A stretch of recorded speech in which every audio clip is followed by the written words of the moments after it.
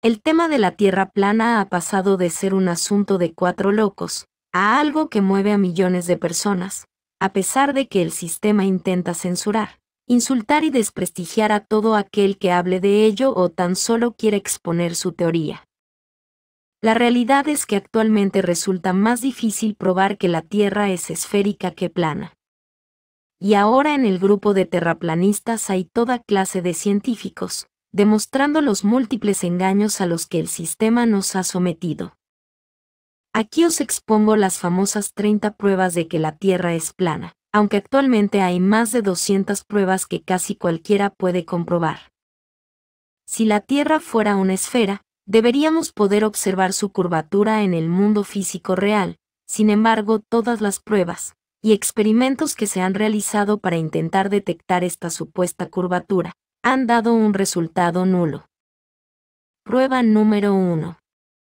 Si la Tierra fuera una esfera de 40.000 kilómetros de circunferencia, un avión comercial volando a una velocidad media de 800 kilómetros hora, debería inclinar el morro del avión hacia abajo para compensar un ascenso de 846 metros cada minuto, y así poder volar paralelo a la Tierra.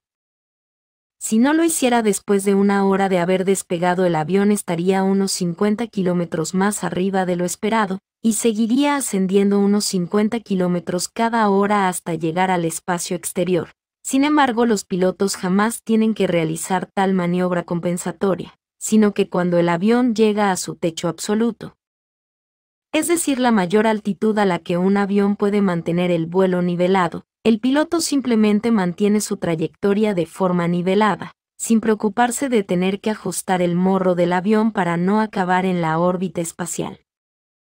Además, el giroscopio u horizonte artificial que utilizan todos los pilotos está diseñado para funcionar en una Tierra plana. Prueba número 2. Si la Tierra fuera una esfera con dos polos magnéticos iguales y opuestos, el polo norte y el polo sur, deberían existir brújulas que apuntaran con su aguja magnética siempre al norte, y brújulas que apuntaran siempre al sur. De hecho, una brújula que apuntara siempre al polo sur sería preferible para los viajeros que se encontraran en el hemisferio sur. La realidad, no obstante, es que no importa lo cerca que se sitúe uno del polo sur, ya que una brújula siempre apuntará al norte con su aguja magnética, algo que no tiene sentido en el modelo de la Tierra esférica, donde hay dos polos magnéticos. En el modelo de la Tierra plana, en cambio, esto es perfectamente lógico, ya que no existe el polo sur, sino que solo existe el polo norte magnético, situado en el centro de la Tierra. Prueba número 3. Nunca se ha tenido en cuenta la supuesta curvatura de la Tierra a la hora de construir canales o vías de ferrocarril. De ser así, los constructores tendrían que aplicar la fórmula trigonométrica de 8 multiplicado por la distancia en millas al cuadrado, y usar el resultado para aplicar la curvatura adecuada a los materiales de construcción.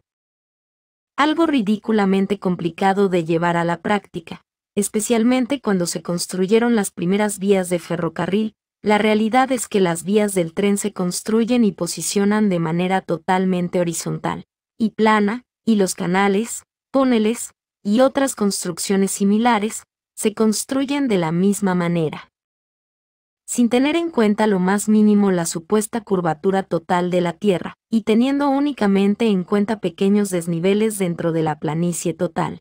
El 19 de febrero de 1892, la Oficina de Ingenieros del Manchester Ship Canal dijo que en las construcciones de vías ferroviarias y canales, es la norma que el punto de referencia para todas las superficies sea una línea horizontal. En la práctica, a la hora de planificar y realizar obras públicas, no se tiene en cuenta ninguna curvatura de la Tierra.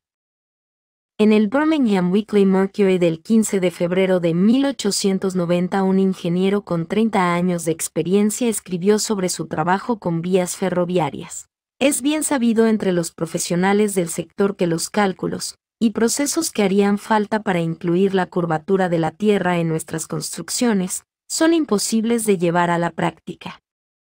Todas nuestras locomotoras están diseñadas para viajar sobre una superficie plana. Claro que hay ciertos desniveles aquí y allí, pero siempre son minuciosamente definidos, y deben ser atravesados con cuidado. Cualquier cosa parecida a una curvatura de 8 pulgadas multiplicado por el cuadrado de la distancia en millas.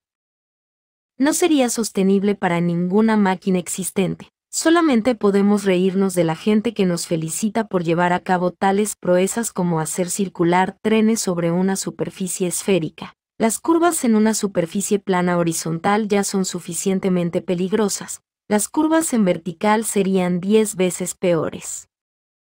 Y físicamente imposibles de sobrellevar, teniendo en cuenta cómo se construyen las vías.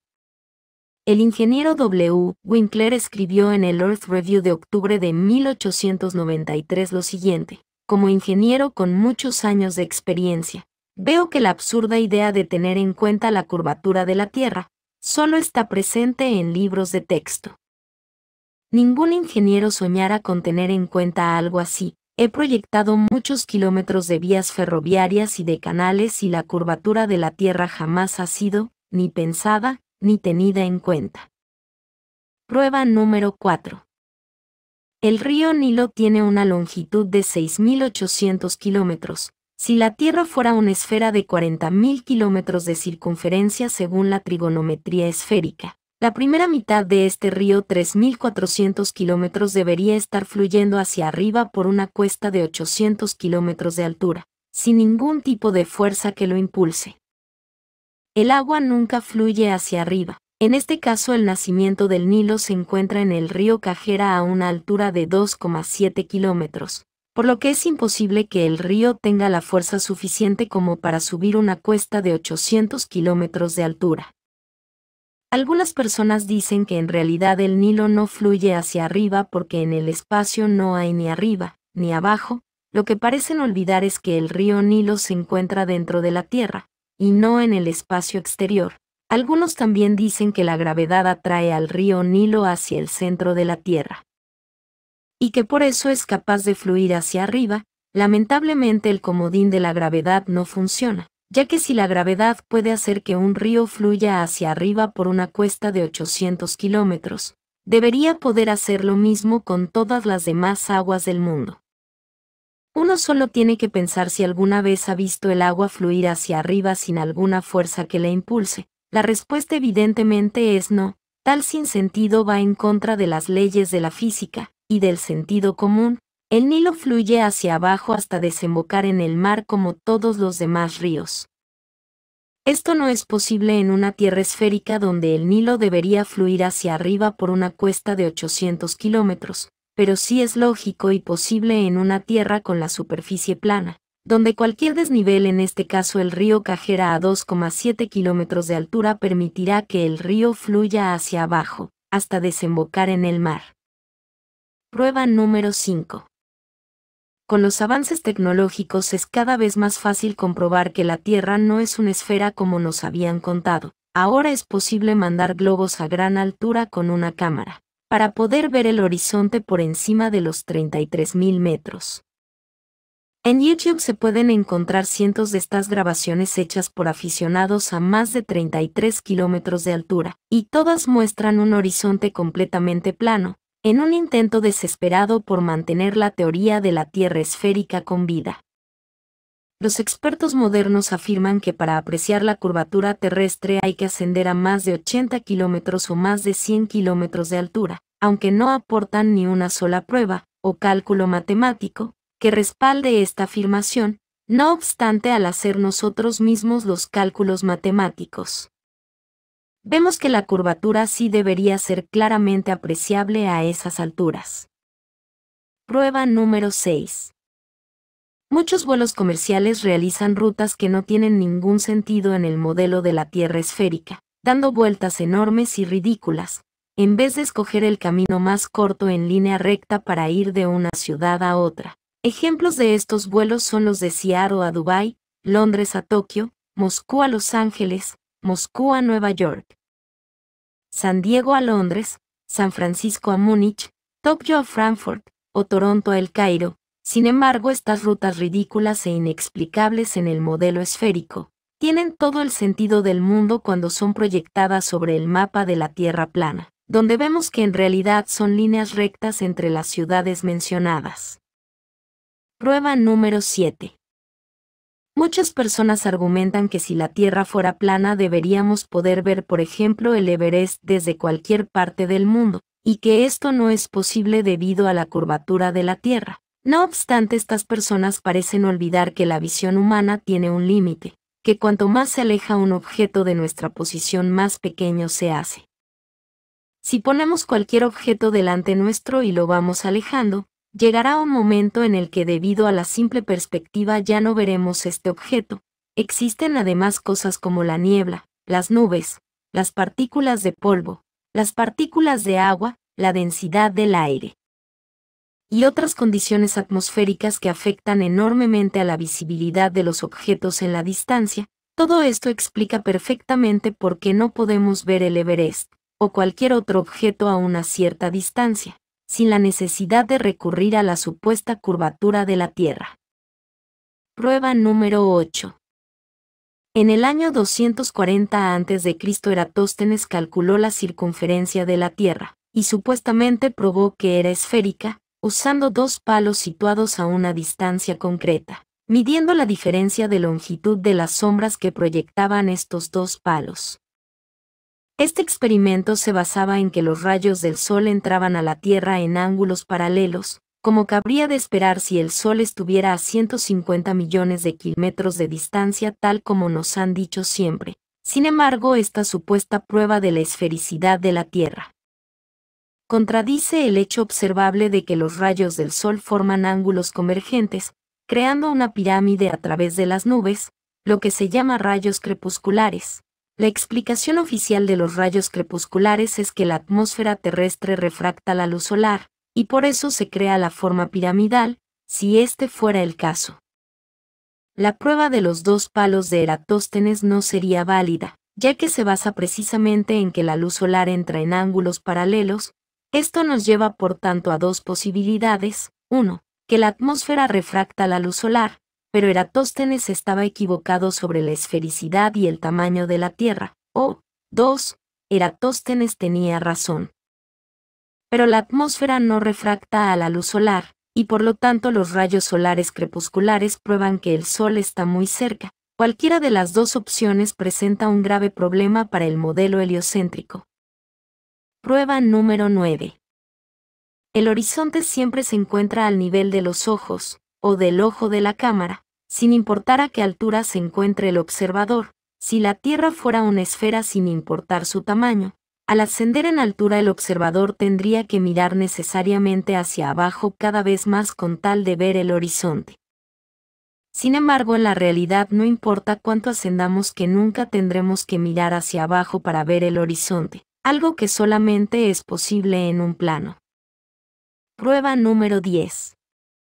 Los reflejos del Sol y de la Luna sobre las aguas siempre aparecen como líneas rectas desde el horizonte hasta el observador, lo cual no es posible sobre una esfera, pero sí sobre un plano.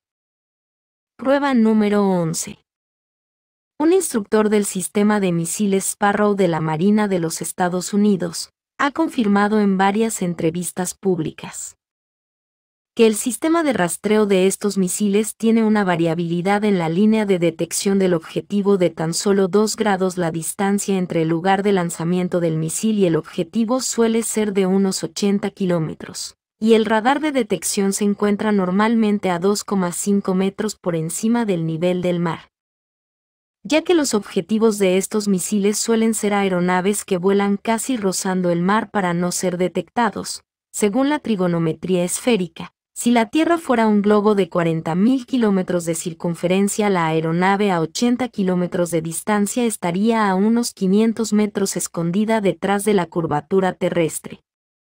Por lo que el misil, que solo puede variar 2 grados su línea de trayecto, no podría alcanzar el objetivo bajo ningún concepto. Sin embargo, siempre que se han llevado a cabo estas operaciones militares, el misil ha alcanzado su objetivo perfectamente, probando que la supuesta curvatura de la Tierra es totalmente inexistente. Prueba número 12. El canal de Suez que conecta el Mar Rojo con el Mediterráneo mide 163 kilómetros de largo y forma una superficie de agua plana desde su inicio hasta el final. La supuesta curvatura de la Tierra no fue tenida en cuenta para su construcción, la cual de existir esta curvatura hubiera producido resultados desastrosos en la construcción del canal. Prueba número 13. Casi todo el Gran Canal de China, 1.700 kilómetros, fue construido durante la dinastía Sui en el año 609, 1000 años antes de que apareciera la teoría heliocéntrica de Copérnico. Si la Tierra fuera una esfera, la construcción y posterior funcionamiento de este canal hubieran sido imposible. El canal sigue estando operativo. En la actualidad tendrían que haber aplicado la fórmula de 8 multiplicado por la distancia en millas al cuadrado, para calcular la curvatura de la Tierra y curvar adecuadamente los materiales de construcción, para que el canal de 1.700 kilómetros de longitud se adaptará a la curvatura de la Tierra, algo impensable en el año 609. Prueba número 14. Desde la antigua Grecia se ha usado el argumento de que la parte de abajo de los barcos desaparece primero de nuestra vista cuando estos se alejan en el mar, debido a la curvatura de la Tierra. Sin embargo, hoy en día podemos comprobar mediante cámaras y telescopios que eso no es cierto. Al hacer zoom veremos la totalidad del barco, incluida la parte de abajo, probando así que el barco nunca desaparece debido a la curvatura terrestre, sino que desaparece de nuestra vista por una simple cuestión de perspectiva. Prueba /diagonal 15. Si los barcos desaparecieran en el horizonte debido a la curvatura de la Tierra, también deberíamos poder observar claramente la curvatura en el horizonte de forma lateral. Esto es porque al nivel del mar hay un máximo de 8 kilómetros desde el observador hasta el horizonte, mientras que lateralmente de izquierda a derecha, o viceversa, hay 16 kilómetros o más. Si no se observa ninguna curvatura en el horizonte lateralmente a lo largo de 16 kilómetros o más, es imposible que los barcos desaparezcan en el horizonte a lo largo de tan solo 8 kilómetros al frente, debido a la curvatura de la Tierra. Prueba número 16. La naturaleza de los fluidos es la de estar y permanecer nivelados. Cuando este estado se ve afectado por cualquier influencia externa, el líquido se mueve hasta volver a recobrar su nivel.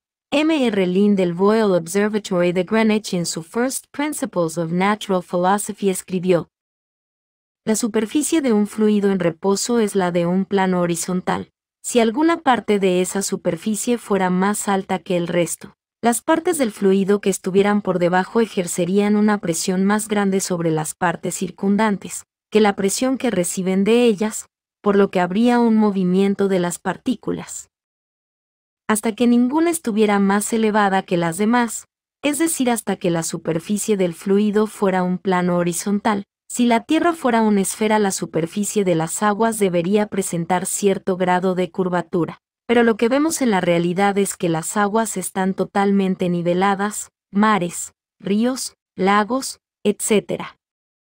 Una tierra plana es congruente con la propiedad física del agua de buscar y mantener su nivel, pero una tierra esférica no lo es. William Thomas en Wiseman and the Earth in a Regular Plane escribió: la superficie de todas las aguas está perfectamente nivelada siempre y cuando no se vea agitada por causas naturales como vientos, mareas, terremotos, etc. Esto es evidente para cualquier persona razonable que sepa usar la vista. Prueba número 17. El fotógrafo Joshua Nowak realizó el 5 de mayo de 2016 un timelapse de la ciudad de Chicago desde el White Senior Living Community en St. Joseph, Michigan. La distancia entre ambos puntos es de 60 millas, es decir, 96 kilómetros, y el fotógrafo se encontraba a 1,80 metros sobre el nivel del mar. Usando el segundo cálculo trigonométrico anteriormente explicado, nos sale que entre el punto en el que estaba el fotógrafo y la ciudad de Chicago, habría una caída de curvatura de 650 metros, por lo que cualquier edificio que tuviese una altura menor a 650 metros estaría completamente oculto tras la curvatura terrestre. El edificio más alto de Chicago es el Willis Tower con una altura de 442 metros, por lo que la parte más alta del edificio debería estar oculta tras 208 metros de curvatura. El timelapse muestra claramente todos los edificios enfocados prácticamente al completo, probando que no hay ninguna curvatura en la superficie terrestre. Después de que este timelapse y otras fotografías de Joshua salieran a la luz, varias cadenas de televisión norteamericanas se apresuraron desesperadamente a decir que lo que se ve en las fotografías es en realidad un espejismo, es decir, que las imágenes en realidad eran producto de la refracción de la luz.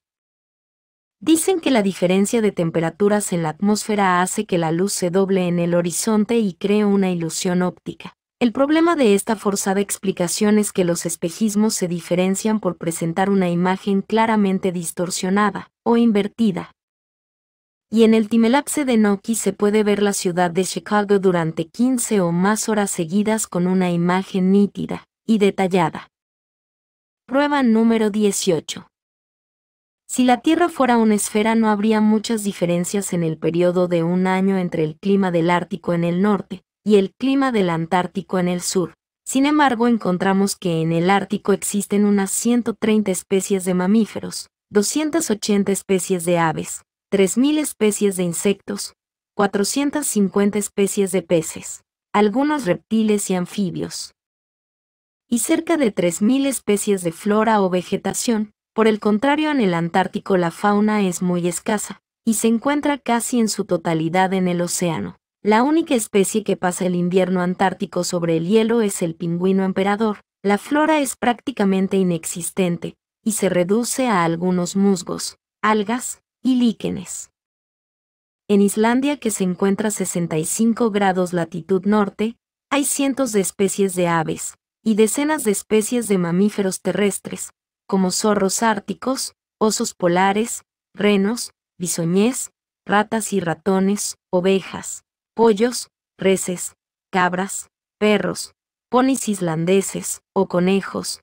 En cambio, en las Islas Georgias del Sur a 54 grados latitud sur, no hay ninguna especie de mamífero terrestre, y tan solo se pueden ver algunas focas.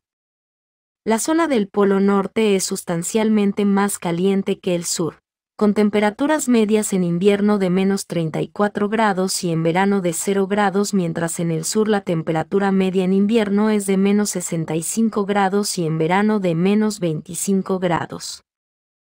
El Sol se comporta muy diferente entre sitios de la misma latitud, dependiendo de si estamos en el norte o en el sur del Ecuador.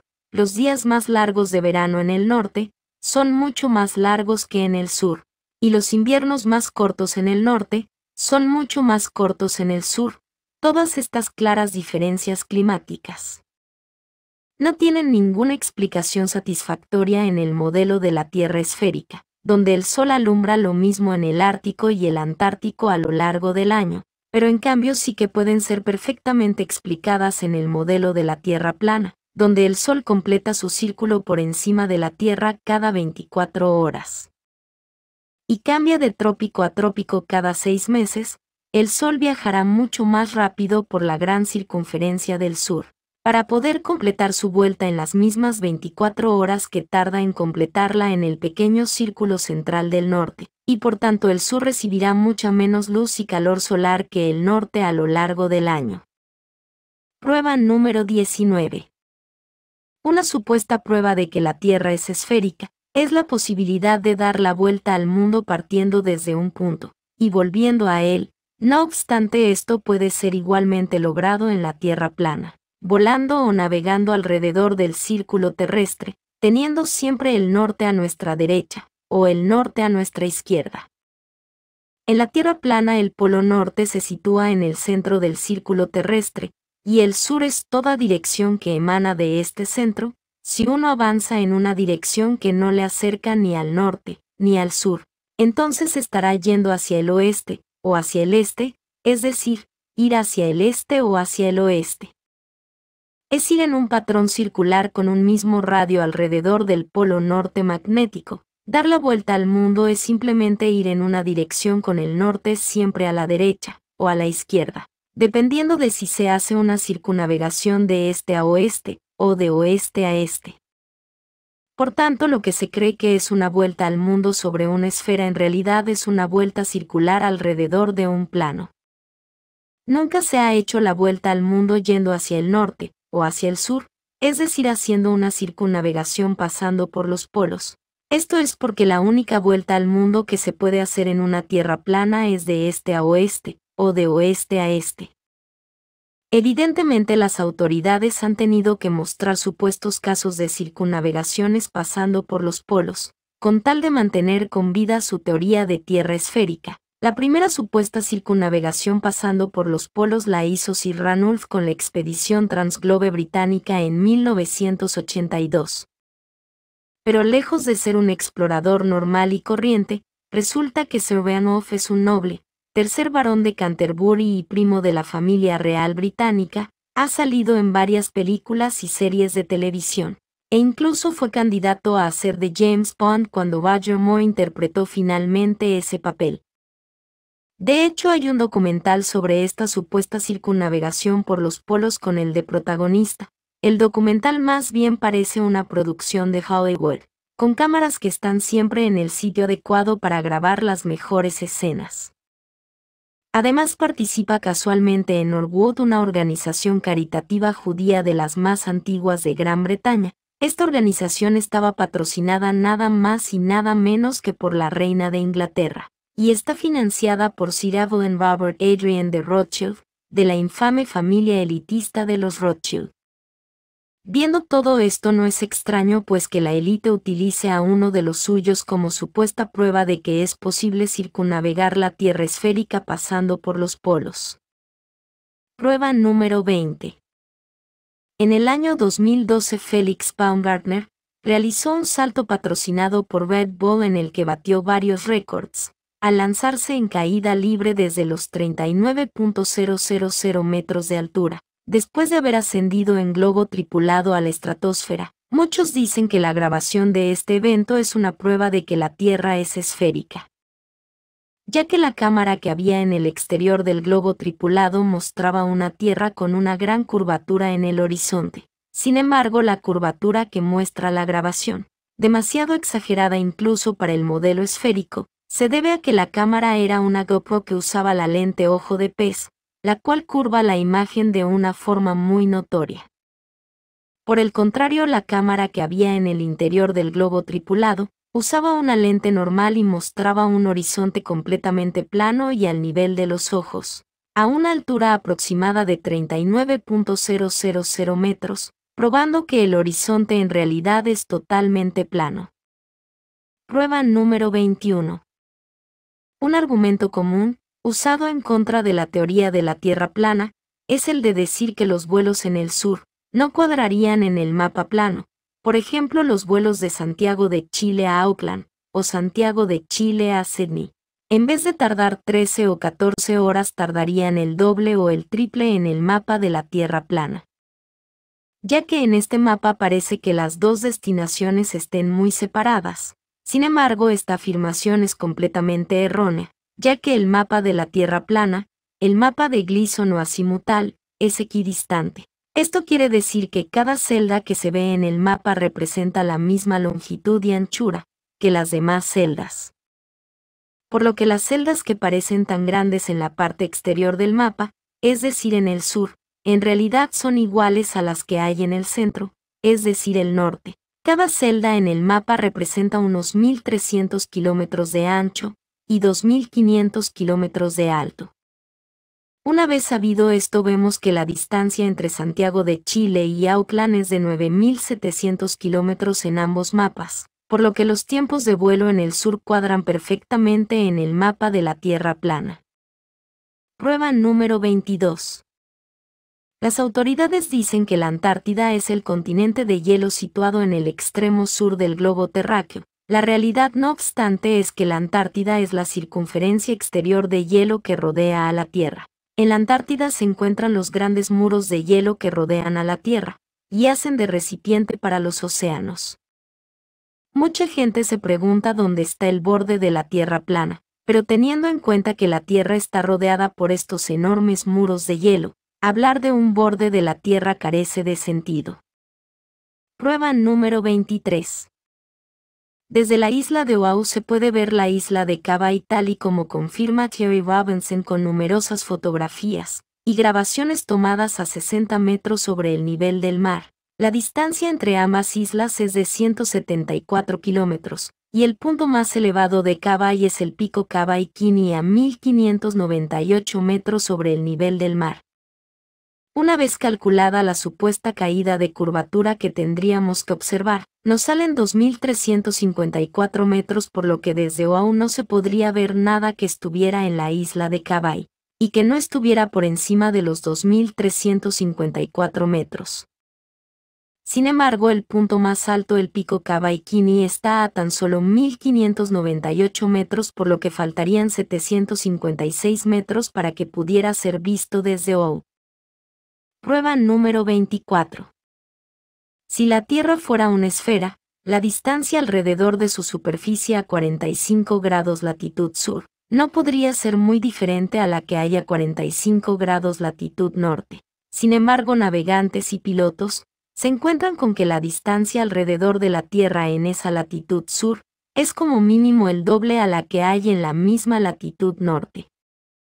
Esto es totalmente incompatible con el modelo de la Tierra esférica, donde la distancia debería ser prácticamente la misma, ya que nos encontramos en una esfera o un globo, pero es algo totalmente lógico en el modelo de la Tierra plana, donde la superficie terrestre se expande hacia el sur a medida que uno se aleja del polo norte, teniendo por tanto que recorrer mucha más distancia para rodear la Tierra en la gran circunferencia del sur, que en la pequeña parte central del norte. Prueba número 25. El polo sur es un lugar necesario dentro del modelo de la Tierra esférica, ya que sería el punto opuesto al polo norte en el globo terráqueo. Sin embargo, la única prueba de su existencia son unas banderas, un palo con una esfera metálica encima, y videos e imágenes que supuestamente han sido tomadas allí, no obstante las banderas, la bola metálica, y todas las imágenes y videos, se podrían haber hecho en cualquier punto aleatorio de la Antártida, ya que la Tierra plana es la gran circunferencia de hielo del sur. Por tanto, unas cuantas banderas e imágenes tomadas en un lugar helado no son ninguna prueba de que haya un polo sur en una Tierra esférica. Prueba número 26. El modelo heliocéntrico oficial dice que la Tierra es una esfera de 40.000 kilómetros de circunferencia. Si esto fuera cierto, el horizonte debería desaparecer de la vista a un ritmo de 8 pulgadas por cada milla de distancia. En el libro Astronomy Earth Nor Globe se explica que si la Tierra es un globo de 40.000 kilómetros de circunferencia, la superficie de todas las aguas debe presentar cierto grado de curvatura, ya que cada parte debe ser un arco del círculo total terrestre. Desde la cima de cualquiera de estos arcos habrá una curvatura o caída de 8 pulgadas en la primera milla de distancia. En la segunda milla habrá una caída de 32 pulgadas. En la tercera milla 72 pulgadas. Y así sucesivamente. La fórmula para calcular la curvatura desde el nivel del mar es 8 multiplicado por la distancia en millas al cuadrado. En cambio, si el observador se encuentra en un punto superior al nivel del agua, la fórmula cambia. En Cambridge, Kent, Inglaterra, hay un canal artificial de 32 kilómetros de largo, llamado Old Bedford. Samuel Roboam puso allí un barco con una bandera a 1,5 metros por encima del nivel del agua. El barco navegó hasta Walney Bridge a 9,6 kilómetros en línea recta desde donde se encontraba Roboam. Este se colocó en medio del canal con un telescopio que estaba a 20 centímetros sobre el nivel del agua. Roboam miró por el telescopio y comprobó que el barco y la bandera eran perfectamente visibles durante todo el trayecto. Si la Tierra fuera un globo de 40.000 kilómetros de circunferencia, la trigonometría esférica dicta que en la punta de la bandera que había en el barco, situada a 1,5 metros sobre el nivel del agua, hubiera estado escondida detrás de 3,5 metros de curvatura. Sin embargo, ese no fue el caso, sino que la bandera pudo ser observada en su totalidad a lo largo de los 9,6 kilómetros. Robotham realizó más experimentos similares en el canal, y concluyó que no había ninguna curvatura en la superficie terrestre, Hoy en día hay miles de videos en YouTube replicando este experimento, y todos muestran objetos en la distancia que no deberían ser visibles si la Tierra fuera una esfera de 40.000 kilómetros de circunferencia. Prueba número 27. Desde la costa de Oirobe en Nueva Zelanda se pueden ver y fotografiar las montañas de Kaikoura, que están a 130 kilómetros de distancia. Si la Tierra fuera una esfera de 40.000 kilómetros de circunferencia, la curvatura terrestre taparía a unos 1.500 metros de estas montañas. Prueba número 28. Un estudio llevado a cabo por varios doctorados en geografía, Mark Fonstad, William y Brandon, demostró que la superficie del estado de Kansas en Estados Unidos es más plana que un pancake, es decir, una tortita en una escala donde un resultado de 1 indicaría una planicie total. Los geógrafos usaron un láser para determinar que una tortita tiene un nivel de planicie de 0,957. Usaron un modelo de elevación digital a escala 1, 250.000 para reducir a escala la superficie del estado de Kansas, y descubrieron que su nivel de planicie es de 0,9997, es decir, más plana que la tortita. En un estudio posterior realizado por el Dr. Dobson, presidente de la Sociedad Geográfica Americana y profesor de geografía en la Universidad de Kansas, y por Joshua Campbell, geógrafo y arquitecto en la Oficina Geográfica del Departamento de Estado de los Estados Unidos, no solo corroboraron que Kansas era plana, sino que además descubrieron que la totalidad de los Estados Unidos también lo era. El estudio mostró que Florida, Illinois, North Dakota, Luisiana, Minnesota y Delaware eran incluso más planos que Kansas. Estos resultados fueron publicados en el Geographical Review, una publicación especializada de la Sociedad Geográfica Americana. Y son una prueba concluyente de que la Tierra no puede ser una esfera. Prueba número 29. El Gran Canal de China tiene 1.776 kilómetros de longitud, y según datos oficiales su punto más alto se encuentra en las montañas de Shandong a 1.542 metros de altura. Si la Tierra fuera una esfera de 40.000 kilómetros de circunferencia, la trigonometría esférica dicta que el canal formaría un arco siguiendo la curvatura terrestre.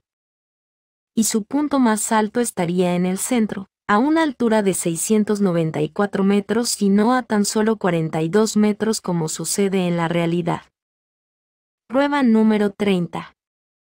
El modelo oficial también afirma que debajo de la superficie terrestre hay varias capas: la corteza, el manto superior, el manto, el núcleo externo y el núcleo interno. Sin embargo, la existencia de estas capas se vuelve altamente improbable, teniendo en cuenta que la mayor excavación que se ha realizado en la historia de la humanidad es la del pozo superprofundo de Kola, a una profundidad de tan solo 12.262 metros. ¿Cómo pueden saber lo que hay más allá de esa profundidad? Lo cierto es que no lo saben, y la única razón por la que creemos que vivimos en una esfera, con un núcleo en el centro, es porque lo hemos visto en dibujos y gráficos hechos por ordenador.